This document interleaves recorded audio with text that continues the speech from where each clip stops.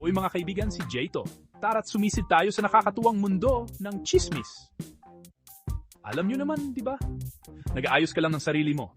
Bigla ka na lang bida sa pinakamainit na balita sa kalye. At hindi dahil may ginawa kang bongga, ha? Kundi dahil nakita ka ni Tita Mercy na bumili ng extra large na pizza sa sarili mo lang.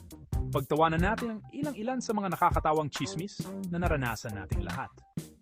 Napansin nyo na ba na parang FBI ang mga chismosang kapitbahay?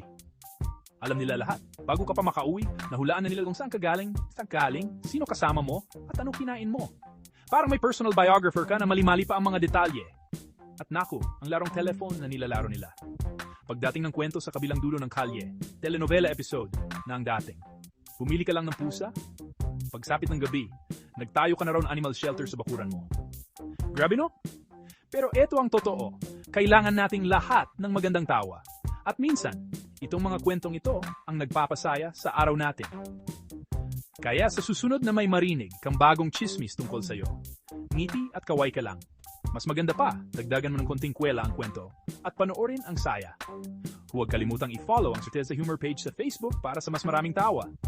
At i-subscribe ang JRL Kikiti GF sa YouTube. Tuloy-tuloy lang ang saya at tandaan kung hindi mo kayang talunin ang chismis, pagtawanan mo na lang. Salamat sa panonood at magkita-kita tayo sa susunod. Stay hilarious mga kaibigan!